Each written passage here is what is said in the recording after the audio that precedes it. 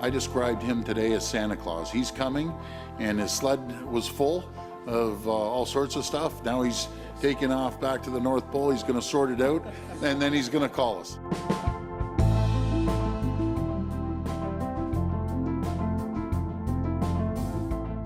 Hi, everybody. I'm JB Poisson. We've got a Canadian politics episode for you today. We're going to split it into two parts with a guest on each topic. Althea Raj is here, Toronto Star political columnist and at SU panelist. And we're going to discuss a sweeping border bill tabled Tuesday by the Liberals that immediately started raising alarm bells around Canadians' privacy rights and the rights of refugees and asylum seekers. And then CBC senior parliamentary reporter Aaron Wary will be here. We're going to talk about the seemingly very successful meeting between Mark Carney and the premiers earlier this week and the nation-building projects that may or may not materialize from that. All right, let's get to it.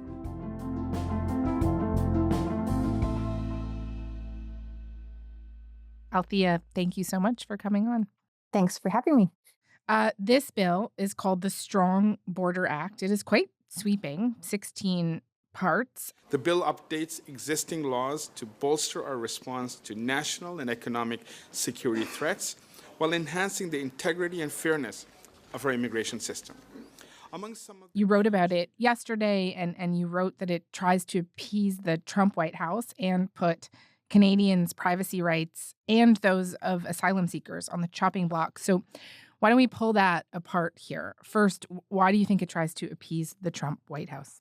Well, I don't think that we were all told that because the Minister of Public Safety said that this was basically in response to concerns that the White House had expressed. There's elements that will strengthen the relationship with the United States. There are a number of elements in the bill that have been irritants for the U.S. So we are addressing some of those issues, but it's not exclusively about the United States. It's also about ensuring. So you're right.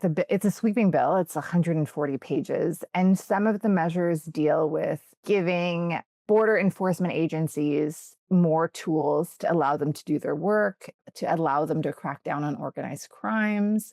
You know, they will argue that they're operating in like a 20th century framework and that the laws need to be updated to allow them to do their work in a more efficient manner. And so that bill does address that.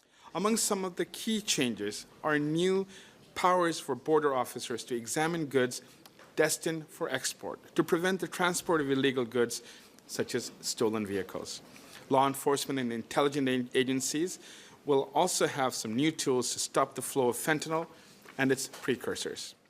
But there also were immediate concerns about privacy rights, right? Canadian privacy rights on the chopping block. And just elaborate on that for me. Yeah, there's a number of concerns. So this bill has 16 parts and it amends more than a dozen laws. And some of the measures don't seem to be justified. And I say that because we had a technical briefing with the public servants who drafted this bill for the government, and they could not give a reason as to why they were lowering the threshold, for example, for information sharing with the United States when it comes, I'm going to give you a specific example, to people who were on the sexual offender registry. So if they go to the United States, Canadian authorities have lowered the bar for what they can share or willing to share with the Americans. But is there a case that we know of that they needed this information? That's not clear. I think for everyday Canadians, there are issues about privacy that raise some alarms. And of course, some people will say, well, if you abide by the law and you're not doing anything wrong, you don't need to worry. But there is, I think, a slippery slope, some would argue, that if you allow the government to act in this way and to amass these powers, then, you know, your own charter rights are being infringed. I'll give you a few examples. So the government is acting on two court cases that found that law enforcement agencies and Canada Post had breached the law, Canadian privacy rights, the charter rights, with regards to opening the mail and sharing IP addresses. So they're changing the law so that Canada Post can open letters. Now, in the past, letters were kind of considered like your emails, like you have a right to know and disclose your own information as you choose. Now, Canada Post can read your letters. Your IP address can get obtained without a warrant, but in order to get your personal information, the government will still need to get a warrant, but the threshold to obtain that warrant has been lowered. More concerning to me, I would say, is that they're changing the law to allow, let's say, Rogers or Bell or TELUS to share information that they hold legally about you voluntarily. And why I say this is concerning is because the telecom industry in Canada is heavily regulated.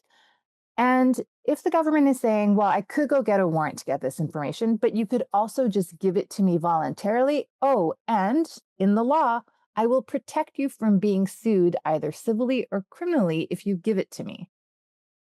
That to me is really interesting. And I don't know that a ton of people would be comfortable with that.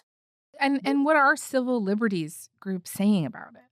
I spoke to the BC Civil Liberties Association yesterday, and the woman I spoke with, Aislinn Jackson, said she was alarmed and she's really concerned that people's privacy rights are going to be affected by this bill. The NDP and the Green Party came out and said what concerns, I mean, they're alarmed by what's in the bill, but they were also concerned that the government, by citing that they're responding to Trump's concerns, and the public safety minister said yesterday that he was actually briefing his counterparts on the content for the bill, that it will create this impetus to rush through the bill quickly and that it will not get the proper scrutiny that it deserves, because it should be sent to a bunch of different committees to study. You know, like it includes big changes to the way asylum seekers and immigrants and would-be immigrants to Canada get their cases, or the powers that the immigration department and the minister and cabinet are giving themselves. That should go to the immigration committee. The stuff with criminal cases should go to the justice committee. You know, there are measures in the bill that make, to me, absolutely no sense. Like why you are creating a law that says that service providers are not just not supposed to tell people about basically like security vulnerabilities in their system, but they're not allowed to. Like it makes me feel like this bill was rushed through so quickly that nobody kind of like, is there a knot that should not be there?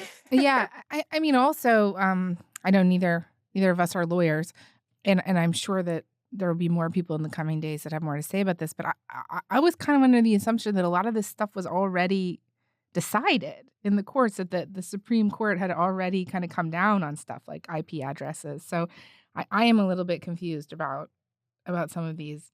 I think that you're talking about the case in 2024. This is addressing that. Basically, law enforcement was saying, well, we can't get a warrant because we don't know what the IP address is. So we need to be able to verify the IP address, and then I will go get the warrant. So in some ways, there's like housekeeping errors. And you can see the government is protecting itself from spending money, like on the CBSA, for example, at the border. They're saying we're allowed to go to the border and we're allowed to like check all the containers that are leaving, but also we're not going to pay the Port Authority to have CBSA officers at the port. So there's a lot of, I would say, housekeeping measures that are kind of protecting liability and costs from the federal government.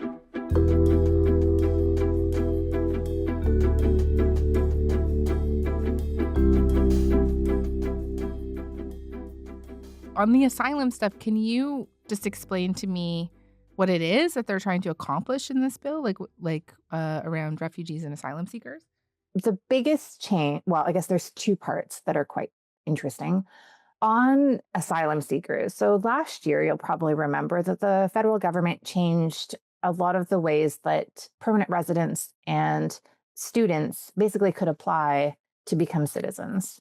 And they made it hard, like they closed down an avenue that was being used to get Canadian citizenship. And now the government is saying, if you came as a student, if you're a temporary foreign worker, if you're here and you haven't made a claim within a year, you can no longer make a claim at the Immigration Refugee Board. So a lot of people who came here legally through the channels that they thought might get them permanent residency and Canadian citizenship won't be able anymore to have their case heard at the IRB. If you come in as an asylum seeker between land crossings, like at Roxham Road, like you've been here for more than 14 days, you can no longer get your case heard at the Immigration Refugee Board. It means that that individual will not be able to plead their case in front of basically a human and make their case for why they face persecution if they go back home. The government says in this bill, well, they will be able to apply for a review that basically to determine whether or not they face persecution back home. But the removal order might happen before that case is determined. So they'll probably go to the federal court to say, can I please stay in Canada longer? And the court is facing a backlog. So it's not clear whether they're actually going to have that chance. And they won't have a chance to physically plead their case. It'll be like they'll hand over papers and somebody will determine based on the papers that were handed over whether or not they can remain in the country. So a lot of people who might face persecution back home will probably be deported and face persecution back home. And so that's why refugee and immigration activists are really concerned about that. Right. And I know there were also some concerns that they could push people underground, right? I think that's what's most likely to happen. That it would encourage them to stay here without legal papers. Exactly. If you signal that you're here, and if you've made your life here and have been here for like 3 or 4 years and you want to stay here, and you're pretty sure that you will be deported back to your home country, you are incentivized to remain here. And so all those concerns that Canadians have voiced about, the housing market and long wait times at the hospital and crunches on social services, that might still happen, but we just won't know exactly where people are. So we won't be able to service them. We won't be able to give them the things that they need and adjust government resources in a way that adjusts for the populations that we're actually counting.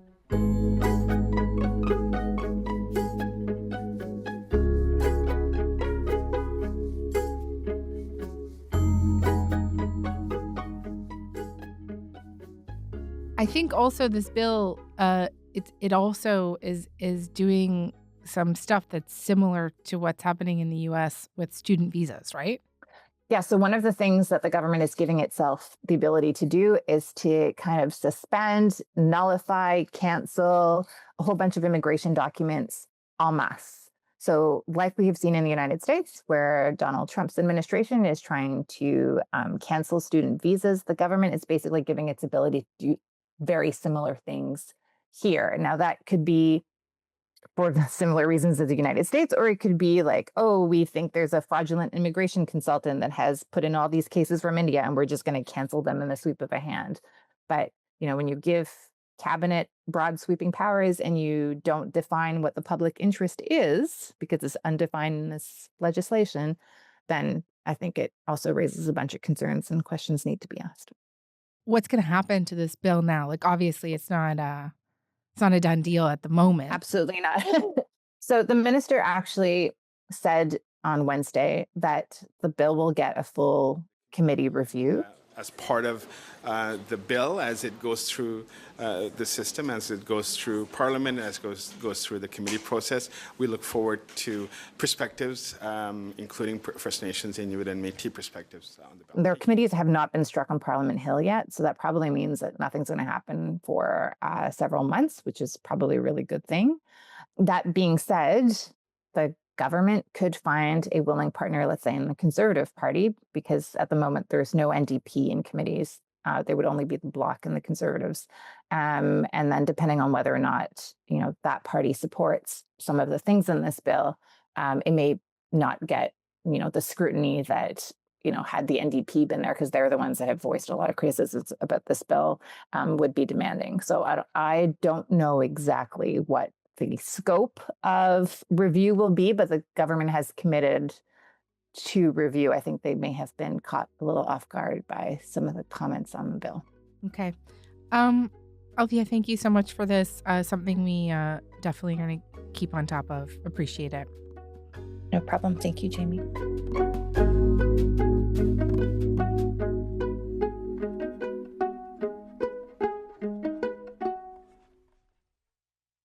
All right, on to Act 2. On Monday, Canada's premiers met with Prime Minister Mark Carney in Saskatoon for the first time since he took office.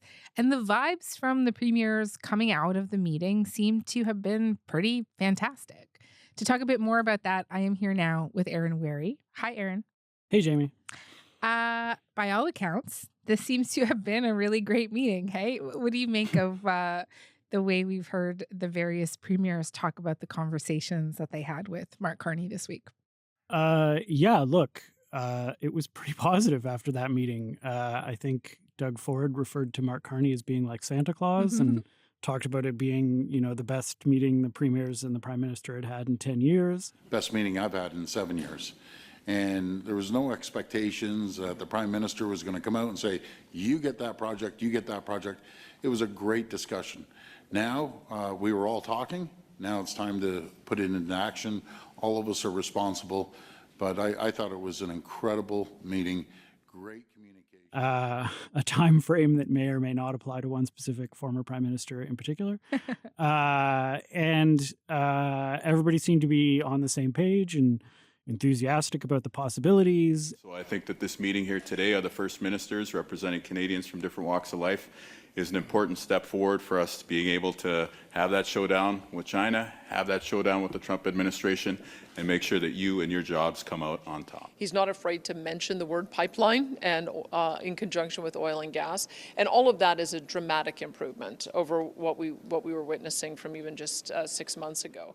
I think that there's a recognition. You don't want to make too much out of it. It's the first meeting since the election, and prime ministers and premiers tend to get along better at the start of the relationship than necessarily after. But at the same time, it is, I think a couple things. One, it looks like a victory politically for Mark Carney coming out of it, just that everybody seems positive and encouraged and, more or less on the same page. And I think, broadly speaking, in a moment of crisis for the country, it's nice to see politicians from different party stripes agreeing and being able to sit around the same table and get along, which is not something you necessarily see to the south of us. Yeah, I mean, even Danielle Smith, Premier of Alberta, came out with some very pleasant things to say about what went on. Well, I think what we've seen is that he's not afraid to talk about being an energy superpower. He's not afraid to define that as being both conventional as well as new and clean energy. I know that the meeting was really largely about these nation-building infrastructure projects that Carney wanted to discuss. That could mean a lot of things, right? You could build lots of things, railways, ports, but in this case, it seemed to specifically mean a pipeline. You think that's fair? Yeah, look, I think, at one point, the questions from reporters afterwards kept coming back to pipelines. And at one point, Mark Carney, seemed to feel it necessary to point out that there are other kinds of infrastructure under discussion. There is a long list of projects that bring the country together, diversify our markets, make us more resilient, create good jobs and growth, have very good prospects of Indigenous partnerships and beyond. But a pipeline for decades really has been a point of friction. It's always kind of a consistent point of friction.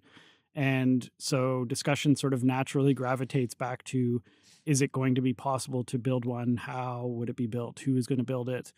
And, that was the question that sort of plagued Justin Trudeau at times. And it does seem to be the big question that Mark Carney's going to face. Yeah. Do we have answers or possible answers to any of those questions right now? We have, I think you could say we have sort of broad agreement about the possibility of building a pipeline across the Western provinces, potentially in two directions, to the west and then to the east, at least as far as James Bay or Churchill in Manitoba. The Western premiers and the premiers of the territories met and supported an approach, the Western corridor, the Western and Arctic corridor, effectively. I don't know, though, that we have much in the way of consensus or answers on all of the very specific questions that need to be asked about who will build this thing, how it will be built, and under what conditions. And those, of course, are the big questions. And so, is there openness, I guess? Is there an opportunity for a pipeline? Mark Carney seemed to say there was, but that leaves, all of the actual important questions that still have to be answered. Maybe worth noting, BC Premier David Eby was not actually at the meeting Monday. He was on a trade mission in Asia. Do we have any sense of like where he is on this right now? Because I don't think this has been a really popular thing for him in the past, right? Yeah, I think we know from, recent and not so recent history that when it comes right down to an actual proposal to build a pipeline, Northern Gateway, which would have gone across the Pacific Northwest, or the Trans Mountain expansion that went south, when it comes right down to it, BC premiers of all stripes really have not been super enthusiastic about the idea. And so I don't think BC has closed the door on the discussion, but I think we still have to wait to see exactly where they come down on it.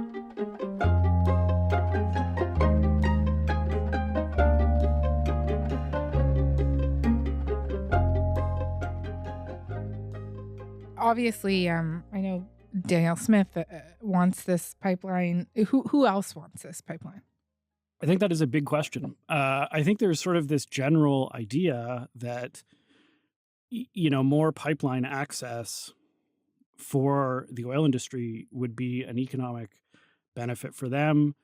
In the sort of age of Trump, there is an argument that Canada as a country needs to have more economic sovereignty and needs to diversify its trading partners, and a pipeline could fit into that argument.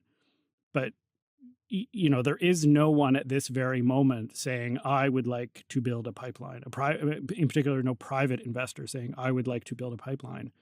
And here's what that would look like. And that, I think, was one of the more interesting moments in the news conference after the meeting was, the idea, the fact that there is no proponent for this pipeline was raised. And Danielle Smith said, it's up to us to find the proponent, I think. I think if there's some certainty that a process is going to be successful in a reasonable period of time, a 2-year window, I think that there will be a proponent that will step forward. My view would be that we'll have failed at the assignment if government has to build another pipeline. I think that sets up a pretty interesting test of like, oh, okay, so let's see what the actual private sector appetite is for this. Yeah. She talked about this grand bargain with Ottawa. Is that what she's talking about, or? Yeah, she put this phrase on the table. Well, let's call it the grand bargain. That we know that there is a group of oil sands companies that have been advocating for some time for what they call the Pathways Project, that would decarbonize. Basically, the idea being that there is this proposal by a number of major oil companies operating in Alberta called the Pathways Alliance, which is largely premised on the idea that they would use carbon capture, utilization, and storage technology to essentially capture or prevent the emissions that would come from the oil sands. And they're willing to build it, though they are asking for a significant amount of public funding. And her argument is a pipeline would, in creating greater capacity to export oil, would make the economics of that project easier for these companies to proceed with. And so the grand bargain in her idea is, this pipeline gets built, and because the pipeline gets built, the Pathways Alliance, this decarbonization project goes ahead. Yeah, I guess I'll just say that whole thing with carbon capture, no one's really totally figured that out yet. So there's still a real question mark on whether you could even do that.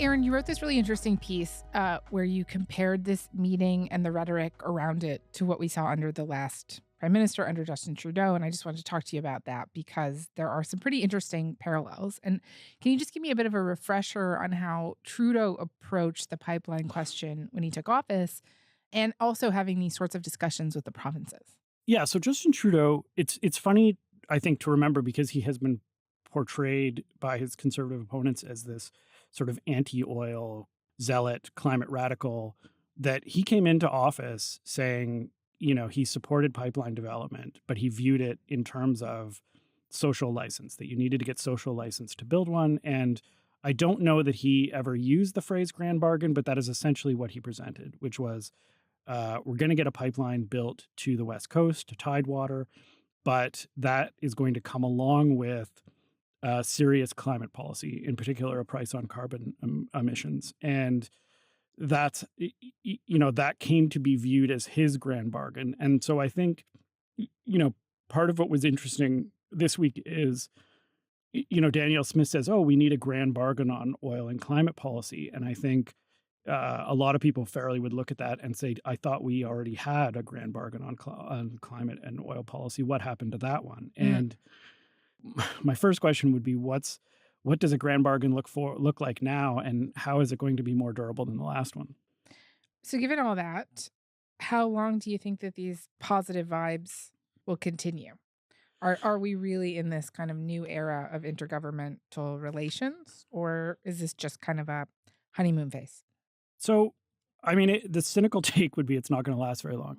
It is possible that Mark Carney is sitting and talking to these premiers in a way that is reasonable and that they appreciate, and he has managed to find points of common interest, and he's going to be able to pursue those points of common interest, and he'll do it in a way that keeps everyone more or less on the same page. So I don't want to completely shut the door on that possibility. But the question becomes, I think, what happens when actual projects get, put on the table? When the federal government starts saying, we want to go forward with these, 4 or 5 projects.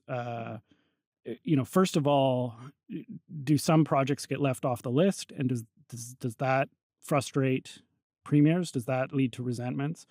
And then second of all, what happens when, if he moves forward with a pipeline or any other kind of major project that could raise either environmental or concerns about Indigenous rights? What happens when one of those gets put on the table and there's backlash?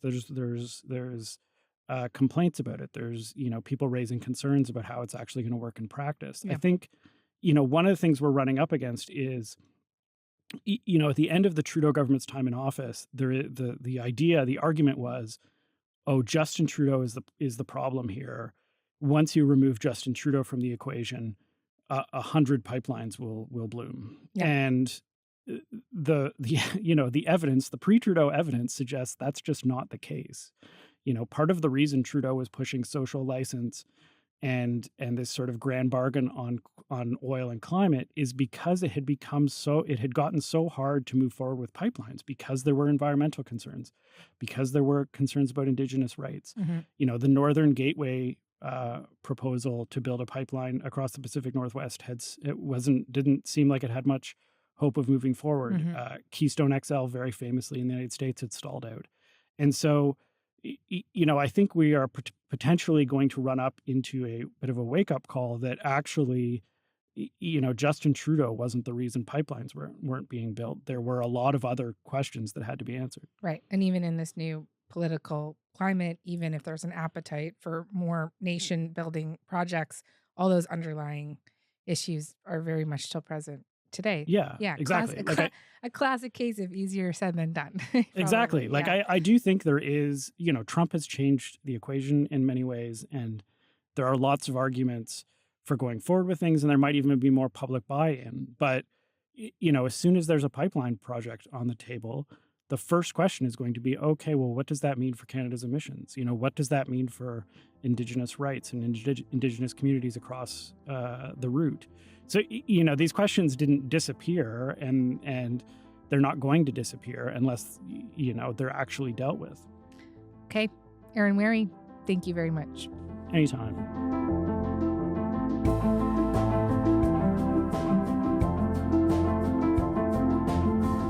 That is all for today. I'm Jamie Poisson. Thanks so much for listening. Talk to you tomorrow.